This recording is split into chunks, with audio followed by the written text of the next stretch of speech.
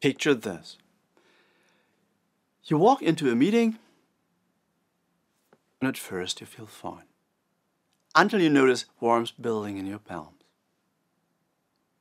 Do they see it? Wipe your hands, don't move. Your shirt begins to cling. Your thoughts race, and all you want is to disappear. The room is cool.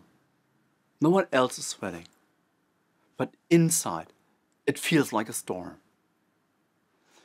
This isn't about heat. It isn't about exercise. It's about anxiety. Welcome. I'm Karsten Noack.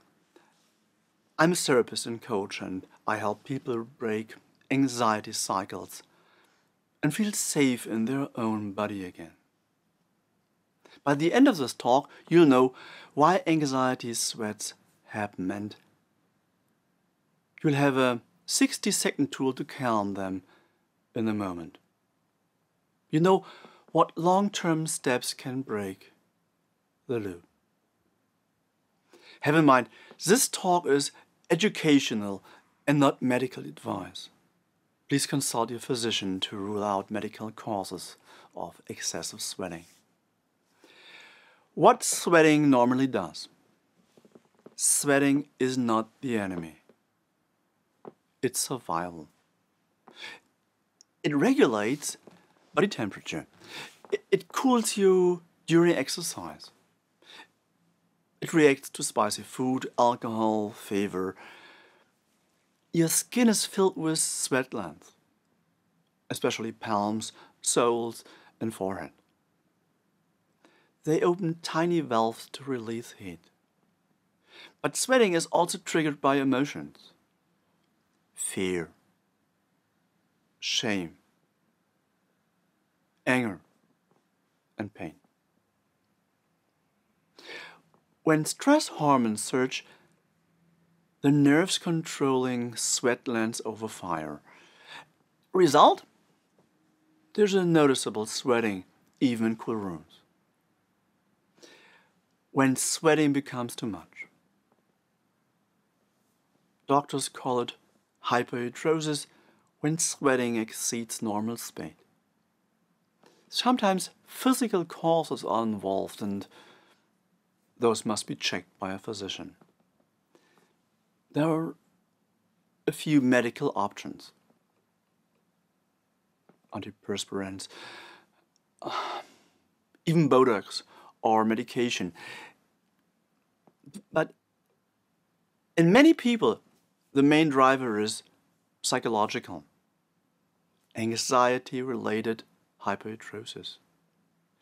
It often starts in one spot, clammy palms, a wet forehead, and because it's visible, attention looks onto it. And attention feeds the loop. Everyday consequences. Excessive sweating is more than discomfort. It can shrink a life. A handshake avoided, a date cancelled, a presentation treated long before it starts. It's not just sweat. It's the fear of being seen, the fear of being judged, the fear of being rejected. And in a culture that prizes confidence, sweat is misread as weakness. That misunderstanding deepens the suffering. How it starts and why it lasts. Many remember a first incident.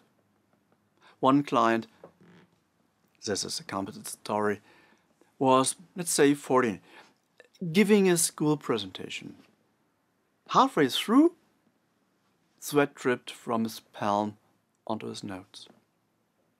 He saw classmates whisper, and from that day on, every presentation carried dread. The trigger? Not again. Adrenaline, surge, more sweat. That's a loop. The harder you try to control it, the stronger it grows. why it doesn't just go away. Adulthood brings responsibility, but it doesn't guarantee your nervous system feels safe. The body remembers in states, not in words. So a glance, a tone of voice, a pause in conversation, and suddenly your system reacts as if the past danger is here again. Not because you're weak, because your body once learned, this is how I survive. The psychology behind it. Sweating is part of the stress response. A loyal but clumsy way your body tries to protect you. That means solutions are not only in drying glands, they're in calming the anxiety underneath. In therapy, we map the fears that lead to sweating. We loosen old conditioning. We build new responses, calmer, safer, freer. And in trance, a focused, relaxed state, the unconscious is more open. Clients often say, for the first time, I felt clear, calm, and safe in my own skin. It's a vicious cycle.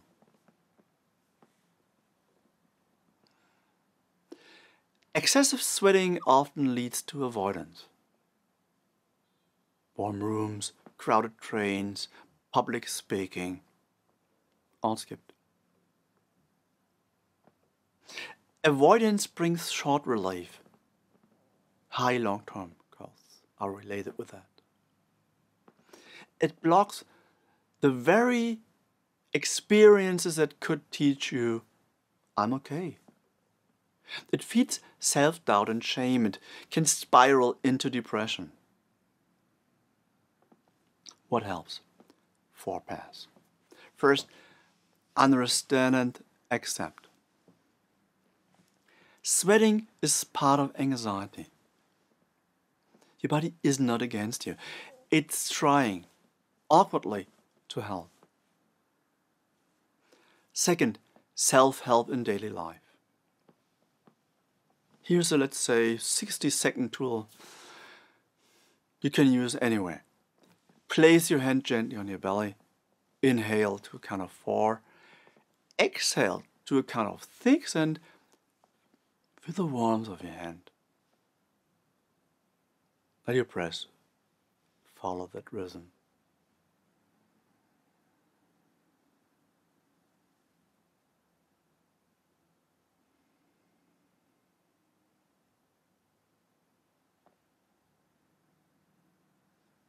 Repeat that 3 times. This small shift tells your nervous system, I'm safe. I'm safe. Third, therapy and deeper work. Hypnotherapy, body-based, trauma work, inner parts therapy,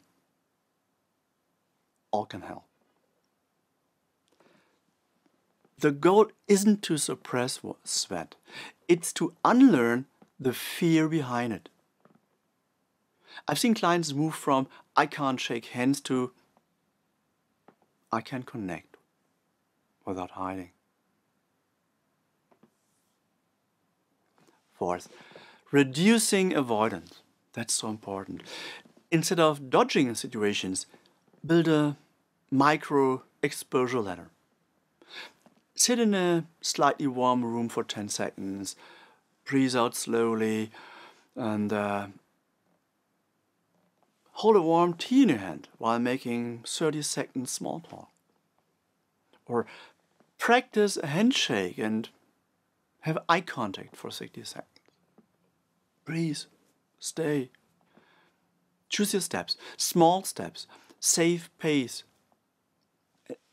And each one teaches your body heat is not danger.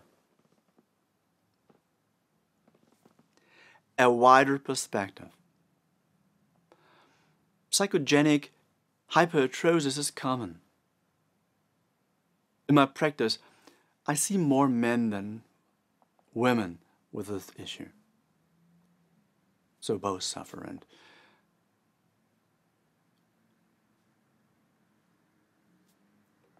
it's important to know it is not rare, it's not strange, it is human. And the sooner you address it, the sooner you break the cycle. So what? Sweating is normal. It keeps you alive. But when it becomes excessive and carries a weight of fear, we call it anxiety-related hyperhidrosis. And the good news is, the cycle can be broken with understanding, with support, with methods that reach deeper than the symptom. Imagine this. You walk into a room, you feel calm, your palms are steady, and instead of hiding, you meet others with open eyes. That quiet strength is possible, step by step, breath by breath. I'm Karsten Noack.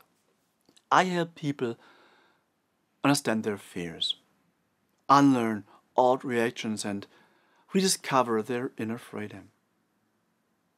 Let's walk this path together, and let's take good care of ourselves and those who matter most.